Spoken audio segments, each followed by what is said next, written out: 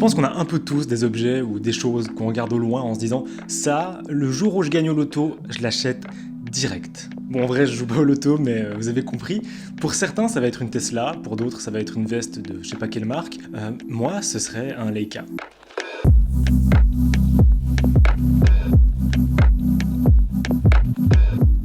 Et vu que c'est pas près d'arriver et que je peux clairement pas m'en offrir un tout de suite, j'ai contacté Leica pour leur demander d'essayer un de leurs appareils et ils ont très gentiment accepté.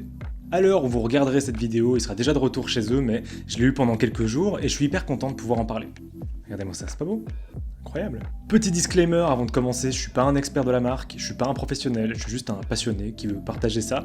Il y aura sûrement des puristes qui vont tomber sur cette vidéo et me casser la tronche en commentaire parce que j'ai dit une bêtise, au moins vous êtes prévenus. Cet appareil, c'est le tout nouveau Leica M11, c'est un appareil numérique qui est le 11e de la gamme M. Les Leica M, c'est une gamme d'appareils qui a débuté dans les années 50 et qui a popularisé les viseurs télémétriques, mais ça, on reviendra dessus dans quelques instants, et qui maintient la monture M depuis 70 ans, ou 70. Ça veut dire que n'importe quel objectif Leica M ira tout autant sur cet appareil qui vient de sortir que sur un modèle d'il y a un demi-siècle. Leica, c'est une marque qui a acquis une réputation très prestigieuse au fil des années. Déjà avec leur premier appareil et lorsque la marque s'appelait encore Leeds, ils ont plus ou moins inventé la photographie 24-36, donc la pellicule standard, qui a ensuite donné la taille des capteurs numériques. Avant des appareils comme celui-ci, qui sont des appareils à pellicule, des appareils argentiques, que Leica m'a gentiment envoyé avec le M11 pour vous le présenter, la photo c'était extrêmement contraignant en termes d'encombrement. En gros, Oscar Barnack, un opticien, a travaillé avec Leica pour développer la photo telle qu'on la connaît aujourd'hui, la photo mobile compacte. Avant ça, c'était les photographes sous des draps comme dans Lucky Luke. Je schématise énormément, c'est beaucoup plus compliqué que ça en vrai, mais c'est pour que vous voyez un peu dans quelle mesure c'était une étape importante. Ensuite, c'est une marque qui a continué à gagner en popularité, d'une part parce que leurs objectifs sont réputés pour être incroyables, et d'autre part parce que leur réputation pendant le XXe siècle a permis que d'innombrables photos incroyables aient été prises au Leica M. Énormément de photographes emblématiques utilisaient un Leica M. En plus, une monture avec une telle longévité, ça a également permis que tous les objectifs soient adaptables à toutes les autres montures des constructeurs. En gros, les objectifs à monture M, on peut les mettre sur à peu près tous les appareils du monde si on achète un adaptateur qui coûte 20 balles. Bref, c'est une gamme qui a été et qui est encore extrêmement influente et qui a une aura assez folle. Ce qui est intéressant, c'est qu'en transitionnant vers le numérique, Leica a décidé de prendre une position en rupture avec le marché, avec cette gamme de Leica M. Là où les compétiteurs mettent l'accent sur les performances pures, sur l'autofocus, le nombre d'images que l'appareil peut prendre par seconde, ou même la vidéo et de faire une pure course technologique, Leica n'a pas fait ça. Et je vais pas vous faire le listing de tous les appareils de la gamme sortis jusqu'ici, mais en gros, ils ont continué à faire ce qu'ils faisaient, des appareils simples. Parce que quand vous achetez un Leica M11 aujourd'hui, vous avez ni autofocus, ni vidéo. Certains modèles ont même pas d'écran et d'autres ne font que du noir et blanc, et ça on va voir ensemble pourquoi. Mais du coup, pas d'autofocus et pas de vidéo, ça doit faire des économies et ça les rend pas trop chers, non ? Alors non, absolument pas, parce que ce M11 il est vendu à 8350 € et l'optique aux alentours de 4000 €. Alors oui, là je suis pas hyper serein en le tenant, j'avoue.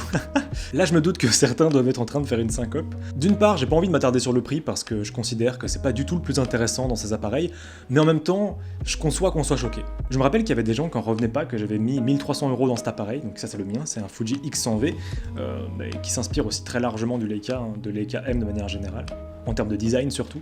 Du coup, c'est assez marrant de me dire que ça coûte 10 fois plus cher, quoi.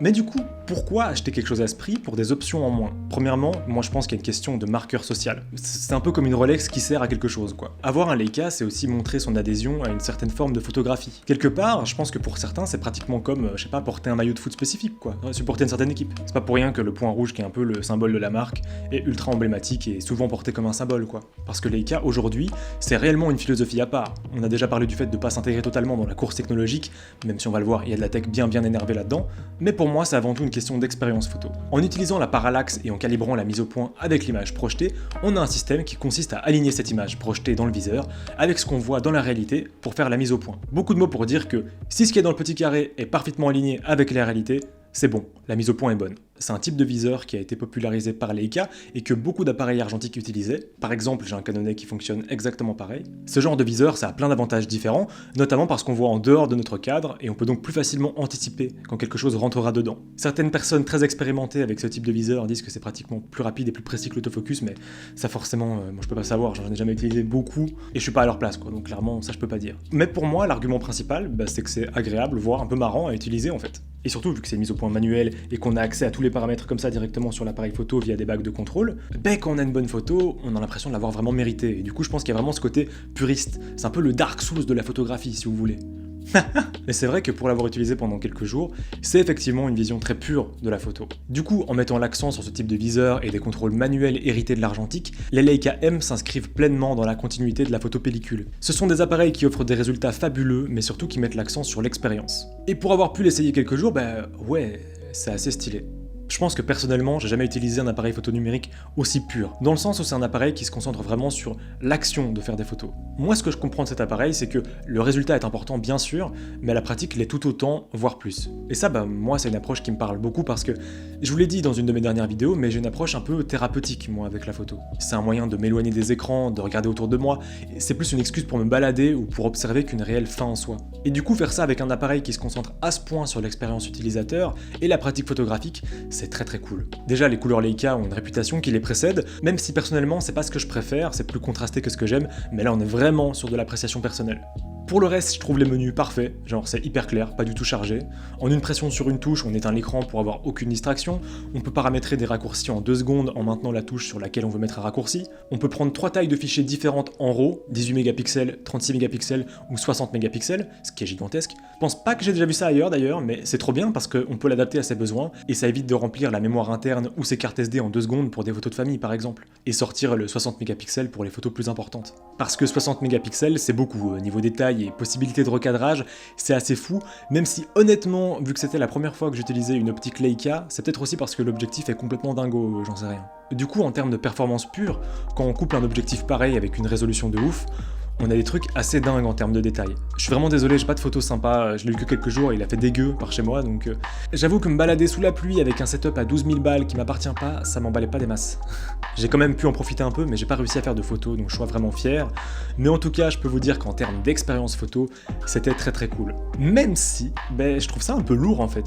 La qualité de construction est vraiment dingo, ça se sent que c'est un produit luxueux, mais du coup c'est aussi un peu lourd. Moi qui suis habitué à ce Fuji un peu léger, je l'ai vraiment senti au bout de ma balade. Et en vrai, cette grosse balade photo, ça a pas été de tourpeau non plus parce que faire la mise au point avec un viseur télémétrique, il y a une courbe de progression, faut s'habituer. Donc j'ai pas mal de photos où la mise au point est ratée. En plus, c'est un full frame, donc c'est un gros capteur, ça permet un flou de ouf en portrait et une super sensibilité en basse lumière. En plus, cet objectif peut s'ouvrir énormément, du coup on a vraiment une zone de mise au point qui est minuscule, donc avec le viseur télémétrique c'est assez compliqué. Mais en même temps, c'est ce qui rend aussi cette expérience aussi gratifiante. Bref, c'était un moment assez spécial pour moi de pouvoir essayer ce Leica. Et Leica, c'est une marque qui crée toujours beaucoup de réactions diverses et variées, mais ce qui est certain, c'est que c'est une approche assez unique de la photo et que même si je sais que certains sont pas encore remis du prix de vente, je dois dire que je pense que c'est un produit qui mérite sa réputation. J'aurais aimé l'avoir plus longtemps et faire au moins une photo dont je sois vraiment fier avec, mais malheureusement ça a été compliqué en termes de temps de mon côté et puis de climat malheureusement. En tout cas, j'ai pas grand chose de négatif à le dire, j'ai pas eu à le charger une seule fois, c'est hyper satisfaisant, les fichiers sont hyper impressionnants. En vrai, le seul truc que j'aime pas, genre vraiment que j'aime pas, c'est la police d'écriture des nombres. Mais là, c'est vraiment pour chipoter et c'est ultra subjectif. Je sais pas, je trouve juste que ça colle pas tant que ça à l'image de la marque. En tout cas, voilà, c'est mon avis. C'est un avis comme ça, piffé. J'ai pas du tout raison sur la question, mais voilà, c'est juste mon avis. Et j'espère que ça vous aura intéressé. Moi, j'espère pouvoir utiliser à nouveau un Leica un jour dans ma vie, mais pour le moment, mon Fuji me convient tout à fait. N'oubliez pas que vous pouvez soutenir la chaîne en faisant un don sur mon Utip, vous apparaîtrez au générique de toutes les vidéos du mois, et surtout vous les aurez un petit peu à l'avance quand c'est possible pour moi. Je suis en live du lundi au vendredi de midi à 16h et le dimanche soir. Je vous dis à la prochaine pour une nouvelle vidéo. Ciao.